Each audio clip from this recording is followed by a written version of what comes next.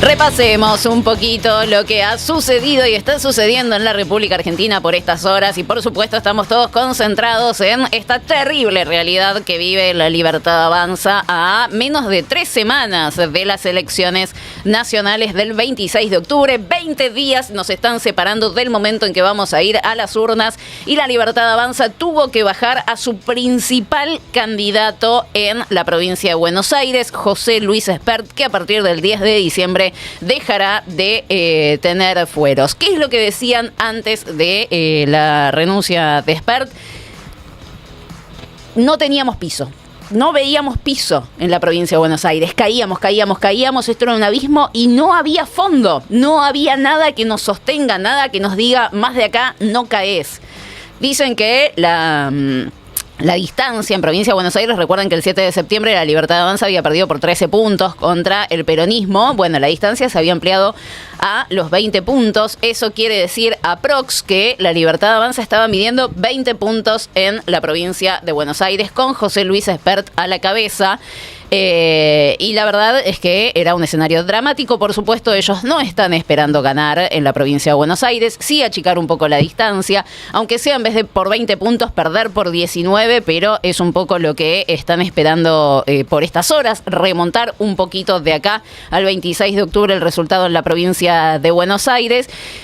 Y la verdad es que el momento se demoró bastante para La Libertad Avanza. Esta es una decisión que tendría que haber llegado mucho antes. Ahora la verdad es que no hay demasiado tiempo de acá al momento en que vayamos a las urnas. De hecho, José Luis Espert fue el viernes a la Quinta Presidencial de Olivos a renunciar y el presidente de la Nación le dijo que no. El presidente le dijo que lo sostenía, que le creía. No le explicó a nadie por qué lo seguía sosteniendo ahí a José Luis Espert, que la verdad no duró mucho. Y ayer publicaba esto. Vamos a repasar brevemente cómo el ahora diputado nacional y ex candidato comunicaba por la Argentina que daba un paso al costado, planteando esto, ¿no? Básicamente, yo decido que esta novela termina acá.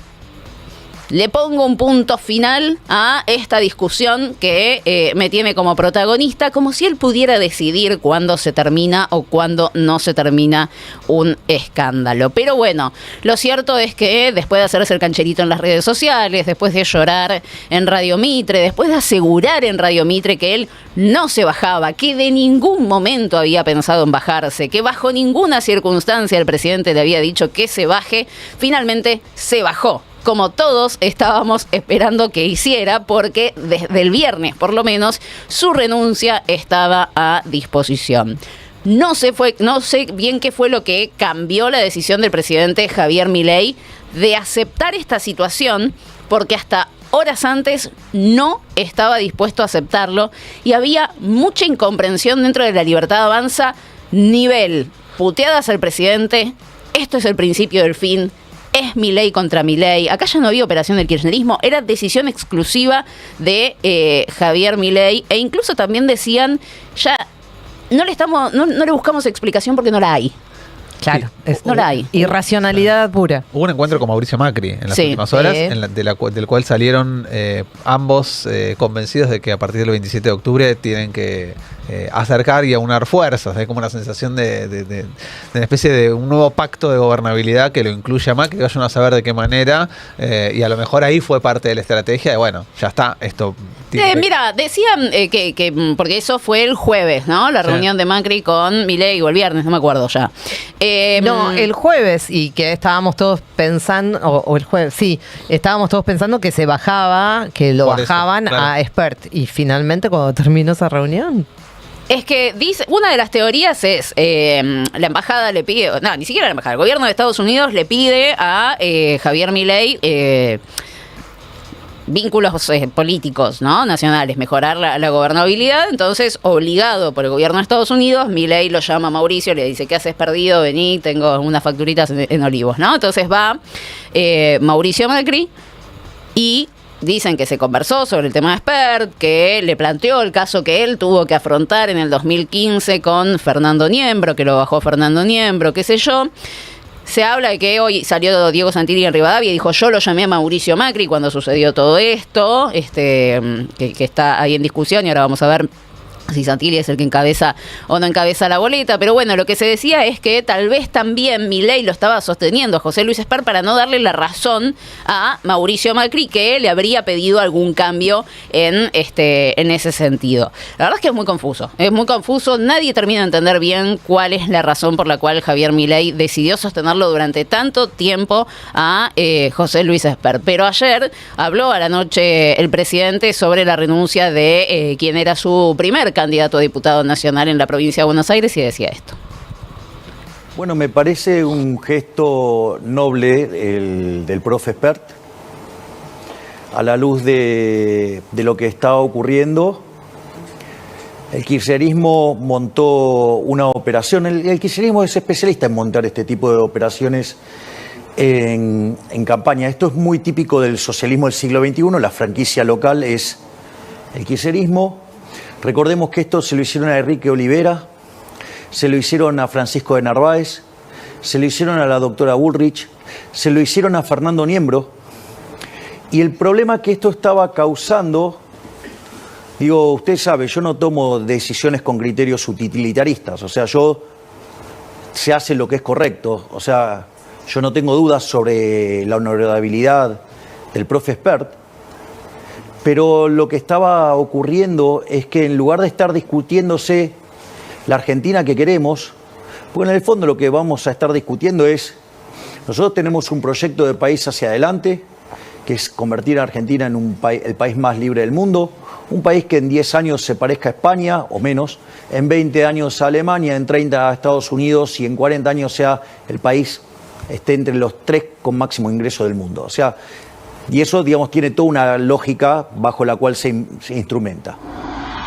Es una escalera. Todas las décadas vamos cambiando de país. Pero me destruye la idea de pensar 40 años con Milei. O sea, no sé en qué circunstancia uno podría hacer esa proyección a 40 años.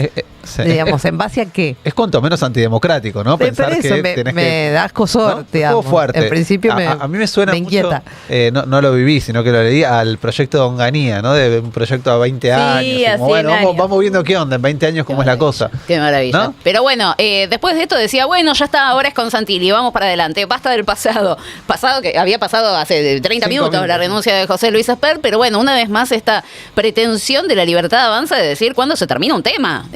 No funciona así, no funciona así. Quien se sube inmediatamente a esta nueva oportunidad es Diego Santilli, que hizo varios tweets, el diputado nacional del PRO, pero revive algo que él tiene como un instrumento de campaña, que es su santileta, ¿sí? Que la santileta, tenemos el tuit ahí de Diego Santilli, la santileta es una camioneta, básicamente, que tiene el color rojo, colorado por su pelo, el amarillo, imagino que del PRO, partido al cual todavía pertenece, tiene una cuenta de Twitter, la santileta, ¿sí? En donde va la camionetita dando vueltas por distintos lados.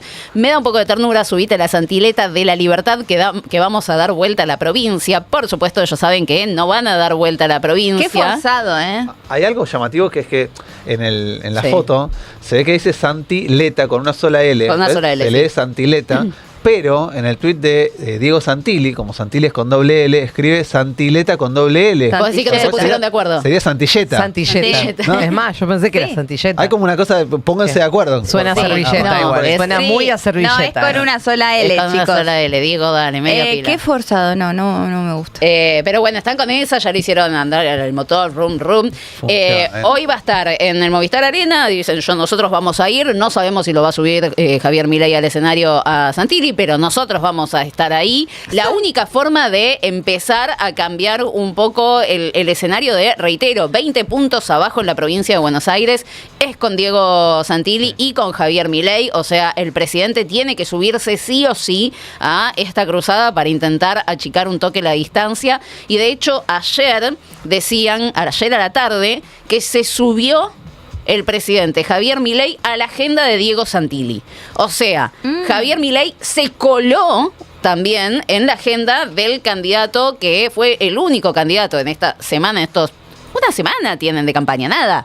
Que realmente decidió ir a los destinos que tenían que ir en medio de los distintos escándalos de La Libertad Avanza a hacer campaña. Recuerden que le cagaron plata a los productores rurales y bueno, Diego Santilli fue a distintos lugares, pocos, pero fue a distintos lugares en la sexta, en la séptima sección electoral a hablar con los productores. En uno de esos recorridos faltó José Luis Espert. Estuvo el jueves Santilli en Morón, pero la clave es que mañana va a ir a Mar del Plata y ahí se sube Javier Milei. Se sube a ese recorrido de Santilli. Así que van a estar con Guillermo Montenegro visitando, atención, una fábrica. La reinauguración de una fábrica que produce papas congeladas. Lo cual es raro porque nunca jamás creo que vimos a Javier Milei en un contexto de trabajo, ¿no? No. Pero bueno. No lo vimos nunca en situación de fábrica. En situación de fábrica, jamás. Pero bueno, como decía Gaby, empiezan a salir muchos archivitos Soy fan de esas papas congeladas. ¿Sí? No. Sí. Ah, papas tipo papas fritas congeladas. Vas a comprar más. No. Pero no sé qué papas congeladas serán. Por ahí son otras papas. Hay una fábrica de papas congeladas que yo... papas que paso por la ruta. ¿En Mar del Plata? Sí. Ah, y bueno, debe ser esa. Es Pero bueno, esa. ¿qué le vamos a hacer? Veremos, no sé. Salen muchos archivos, hay Pero uno... Perdón, es verdad lo que están diciendo acá. ¿Qué? ¿No le tiene como una aprensión muy tiene fuerte aversión a las a papas las fritas. papas fritas? It's true.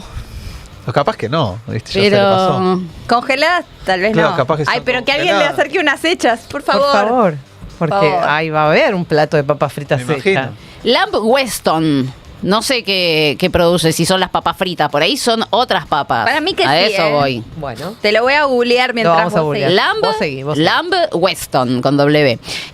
Bueno, salen algunos archivos de lo mal que se llevaba o del mal concepto que tenía Javier Milei de Diego Santilli. Hay una plaquita del 5 de julio del 2023, hace lejanísimos 2 años, en donde Javier Milei decía: Diego Santilli, el candidato de los TikTok y el boludeo en una provincia gobernada por la inseguridad y los narcos. El tipo dice abiertamente que vive de sus negocios y recibe sonrisas, no preguntas. No hay nadie que no diga que es un corrupto. ¡Ey! Es el que se pagaba la fiesta de cumpleaños con la tuya. Este es el que los medios nos quieren vender como la alternativa para la provincia de Buenos Aires. Hace lejanos 2 años Javier Milei decía eso sobre Diego Santilli. ¿Qué es lo que se espera a partir de ahora? Bueno, que se resuelvan 2 discusiones. Primero, si efectivamente Diego Santilli tiene que ser la cabeza de lista de La Libertad Avanza. ¿En qué se escudan los libertarios? En la ley de paridad de género, que estipula que ante el corrimiento, fallecimiento, renuncia, lo que sea, de una figura, un candidato, en este caso hombre, lo tiene que reemplazar un hombre, una mujer, una mujer. El tema, la discusión acá, es que esa lógica aplicaría para corrimientos dentro de la lista. Claro. Que efectivamente, si vos tenés al candidato 3 que renuncia, tenés que cambiarlo por un candidato del mismo nombre para no afectar la paridad de género. Ahora, si el que renuncia es la cabeza de la lista, vos podés correr, tuki, un lugar, o sea, la que estaba segunda pasa primera, el que estaba tercero pasa segundo, y así sucesivamente, y no afecta la paridad de Y género, agregás a último lugar un varón y chau. porque simplemente es un corrimiento. Claro. A ver, ¿qué tenemos? Cuando fue que antes de esta ley, Fernando Niembro en el 2015 lo reemplaza Silvia Lospenato. Ujú. Ahí lo reemplaza una mujer, ¿sí? Efectivamente lo que tenés es el corrimiento, antes de la ley de paridad de género. Pero algo que se estuvo recordando ayer fue un caso de Neuquén del 2019, que falleció el candidato, primer candidato a senador, hombre, Horacio Quiroga, y se buscó que lo reemplace un hombre y no la segunda candidata, que era mujer. ¿Qué fue lo que se resolvió acá? Que quien lo tenía que reemplazar era la mujer, porque se tenía que priorizar el candidato titular. Vos en el caso de senadores tenés solo 2 candidatos titulares. En el caso de diputados nacionales, no, en la provincia tenés 35. Entonces lo que decían es, vamos a priorizar el candidato titular, que en este caso es una mujer, pero además en ese caso sí era por una cuestión de los que siguen suplentes y no me van a quedar dos mujeres pegadas. La verdad es que esto lo tiene que definir la justicia, lo tiene que definir Ramos Padilla, puede definir teniendo en cuenta los antecedentes y la ley, puede elegir para un lado o para el otro, puede elegir que sea Diego Santilli para hacer esto de enroque hombre por hombre, como también puede decidir que se corra la lista y que Karen Reichardt sea la primera candidata en la provincia de Buenos Aires. O sea que depende ahora de la justicia electoral. Exactamente. ¿Y cabe la posibilidad de que Karen Reichardt también renuncie y quede Santilli como primero o no están barajando eso? Sí, sería un montón, pero bueno, montón, ¿no? Sí, sería un montón. Yo no descarto nada, pero no entiendo que no es algo que se está hablando. Pero bueno, la justicia va a tener que definir eso, si se corre todo un lugar, que no tendría ningún problema, o si se cambia hombre por hombre y es Santilli el que va primero. Y también va a tener que definir la justicia electoral si se reimprimen o no las boletas. Recién salió hace minutos francos con Feynman y le preguntó justo esto. Y lo que dice es que va a depender de la justicia y que si la justicia dispone que hay que reimprimirlas, pero que el costo lo tiene que pagar la Libertad Avanza. ¿Lo van a pagar? Tienen que ver cómo juntan, son 10 millones de dólares. No es poca guita. No, pero además, más allá de la plata, que es un escándalo la plata, porque lo que te dicen ellos es, a ver, esto además jode el discurso de todo. Claro. Porque nos cambiaron un sistema que funcionaba. Ahora vos, si tenés que reimprimir las boletas, tenés que reimprimir las boletas únicas que tienen las caritas de todos los candidatos y todos los partidos políticos. Por lo tanto, no hay un partido político que pueda imprimir las boletas, porque tiene a todos los partidos. Es el Estado el que las imprime. Ya estaba impresa la gran mayoría de estas boletas, ¿no? Por lo que veía, vos lo que tenés que hacer es las que ya se imprimieron, agarrarlas otra vez, destruirlas, porque si no son votos nulos. No, y aparte puede generar confusión. Puede generar confusión. Que no como tener dos pelotas en la cancha cuando estás jugando. No, se tienen que buscar las boletas que ya están, todas, garantizar que ya no estén, destruirlas.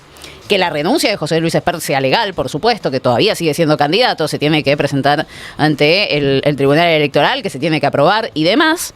Después se tienen que juntar todos los partidos políticos, los apoderados, aprobar un diseño de boleta nuevo y de ahí mandar a imprimir, que se calcula aprox, que son entre 12 y 14 días todo ese proceso. A 20 días de la elección estamos. Estamos a 20 días. Y después, que era el cálculo que se hacía en base a lo que había demorado la distribución de boletas en la elección del 7 de septiembre, otros 5 días para repartir las boletas por toda la provincia de Buenos Aires, que es, por supuesto, enorme. Entonces, vos tenés... Estás diciendo 15 más 5 son 20 días. Estamos ahí. Si empezamos a contar desde el momento en que inicia el proceso de impresión. Porque ni siquiera todavía... 20. Claro, y además esto lo tiene que oficializar el partido, o sea, tiene que ir a la justicia electoral, el partido de la Libertad Avanza, decir, este candidato no va más. Claro, se tiene que aprobar eso. Se tiene que diseñar una nueva boleta, se tiene que aprobar el diseño de una nueva boleta, se tiene que imprimir la nueva boleta, que ahí te lleva casi 2 semanas, se tiene que distribuir la nueva boleta, se tienen que destruir las boletas anteriores, por supuesto. No estarían dando los tiempos, pero además esto que dice Martín, el tema de la plata, ¿no? Ya Paulón presentó un proyecto diciendo, no, si hay que reimprimirlas, esto lo paga la Libertad Avanza como partido político. Entiendo que el PJ va a decir, no, acá la boleta no se reimprimen nada. Porque vos les preguntabas, ¿no? Esto va a ser un argumento en contra. Meter un montón más de guita para reimprimir boletas porque vos tuviste un candidato financiado por el narco y lo sacaste, ¿no? Es un error estrictamente de la Libertad Avanza que va a costar 15.000 millones de pesos. Y lo que decían es, no, es súper marginal el costo de la reimpresión de las boletas. Aunque sea recontra marginal. No me importa. Pero aparte, son 10 palos verdes. ¿Cómo es un montón. ¿Cómo Es un montón. No es marginal. Te van a tirar por la cabeza cosas, pero es un montón. Pero ustedes metieron la discusión de no hay plata y no hay que gastar plata. Entonces, con esa vara... Metieron la discusión de no hay plata, metieron la discusión de la boleta única, metieron la discusión de no nos vamos a deshacer de Espert, cuando todo el mundo se lo venía diciendo hace un montón de tiempo y se encapricharon y llegaron hasta acá. Bueno, maestro, háganse cargo. De una, háganse cargo. Sí, así que veremos si les da el tiempo o no les da el tiempo. La Dirección Nacional Electoral es la responsable de la reimpresión y la autorización depende de la justicia electoral, que va a tener que definir si es Santilli o Karen Reichardt la primera o el primero de la lista de la Libertad Avanza y si se se reimprimen las boletas o si las personas que quieran elegir por La Libertad Avanza van a tener a José Luis Espert como la cara visible de esta boleta. Otra de las cosas que se dudan es que llegue José Luis Espert al miércoles sin renunciar a la presidencia de la Comisión de Presupuesto. Si no lo hace, el miércoles van a hacer una masacre con él, si lo van a masacrar por todos lados a José Luis Espert, que se cuenta que en principio estarían los votos, veremos si en el recinto o en comisión, para correrlo de la presidencia de la Comisión de Presupuesto. Veremos si están para rajarlo de la Cámara, ahora que se sumó el pedido mediante un proyecto que hizo ya directamente Facundo Manes. Uno de los trascendidos de quienes tuvieron algún tipo de información de lo que sucedió en la reunión entre Milei y Macri, hablaban justamente de esto, que Macri le pedía que lo corriera a Espert, porque además uno de los argumentos de Macri era: yo no sé si puedo sostenerlo a Espert en el Congreso, o sea, que los diputados de PRO no lo terminen rajando también a la mierda, o sea, votando junto con toda la oposición. Sí, no, incluso diputados que ya no responden a Mauricio Macri decían, yo no lo voy a sostener a Espert en la Comisión de Presupuesto. No sé si eso implica votar a favor de correrlo a Espert o no darle su apoyo, pero estaba la posibilidad de que aliados del gobierno nacional tampoco lo sostuvieran a Espert. La verdad es que los votos están más que claros. No va a seguir al frente de la Comisión de Presupuesto. La pregunta es si renuncia hoy o mañana, o si se va a tener que tomar una decisión el miércoles en esta sesión que ya fue pedida en la Cámara de Diputados para las 12 del mediodía, en donde van a estipular primero un cronograma de trabajo de la Comisión de Presupuesto para que sí o sí haya dictamen antes del 20 de noviembre, porque quieren tener presupuesto para el año que viene, y esta cuestión, ¿no? En principio es el emplazamiento de las comisiones pertinentes para discutir un proyecto que avance en la remoción de Espert como presidente de la Comisión de Presupuesto. ¿Llega al miércoles? ¿Se llega a votar o renuncia antes? Bueno, esa es una de las grandes dudas, sobre todo, y seguro mañana lo profundizaremos con Franco Misraji, porque mañana hay reunión de la Corte, como todos los martes, y según se está rumoreando, podría salir la extradición de Fred Machado para que vaya a Estados Unidos y se someta al juicio del cual escapó y por el cual su socia fue condenada a 16 años de prisión. Rápidamente vamos a repasar algunas cosas que me llamaron mucho la atención este fin de semana de José Luis Espert cuando todavía era candidato y que hacen a la relación del diputado nacional con Fred Machado, detenido por narcotráfico. Vamos a escuchar, prestenle atención a esto, porque no se le dio mucha bola. Recuerden ustedes que cuando Espert salió el jueves con ese video medio extraño, él dijo que esos $200.000 que recibió de Fred Machado los recibió con un contrato que firmó después de las elecciones del 2019 en las que él se candidateó a presidente. Pero este fin de semana dijo otra cosa sobre ese contrato. Escúchalo. Hay una empresa que se llama Minas del Pueblo, cuyo gerente general era Iván Morales, pero el dueño de la empresa era Fred Machado, o es Fred Machado. Yo el contrato lo firmo con Fred Machado. Es un contrato de trabajo para la reestructuración de la deuda en ese momento. Estamos hablando de 2010, se firma en 2019 para empezar a esto previo a la pandemia. Esto previo a la pandemia, claro, sí, la pandemia empieza en marzo de 2020. Sí. Yo firmé ese contrato en el 2019, antes de ser candidato a presidente, y cobré parte de ese contrato en el año 2020. Después se interrumpieron los pagos por la cuarentena, porque yo debería haber viajado y no viajé por la cuarentena a Guatemala. Y después cuando me entero que es narco, chavo, anda a cagar, ni en pedo te cobro un mango más, ¿no? ¿Fred Machado es el que le propone ese trabajo? Sí, claro. ¿Usted firma contrato con él? Sí, claro. Nunca le devolvió la plata por un trabajo que no hizo, $200.000. Dice, bajo ningún punto de vista me decían, una empresa te paga un contrato de $1 millón y menos si tiene problemas financieros, como decía Espert. Pero la clave de esto, más allá de un contrato de $1 millón, que es lo que se plantea, es que acá Espert está diciendo que el contrato lo firma primero con Machado, directamente con Machado, antes de las elecciones del 2019. Cuando él había dicho en su video del jueves que el contrato lo firmaba después de las elecciones del 2019. Pero quédense con esto, porque es una línea de tiempo. Y con una empresa, además, que era con la minera. Sí, que ahora dice que es de Fred Machado. Ahora. Espert dice, yo firmé el contrato antes de las elecciones. Durante las elecciones, él usó los aviones de Fred Machado, con los cuales hizo 35 vuelos, ida y vuelta, por lo menos en 5, con Fred Machado. Vamos a escucharlo, Espert. 35 vuelos, no importa el número, 30, 35, 40, 20. Sí. ¿Utilizó muchas veces el avión que le ofreció Machado usted? Sí, son 35 vuelos ida y vuelta, así que son 18 o menos, 18 más alguno que habrá sido con escala, o sea, son 17 destinos diferentes. Son todas ciudades diferentes donde íbamos o a presentar el libro o a hablar de las ideas de libertad. Era candidato porque no tenía sello partidario, era candidato entre comillas.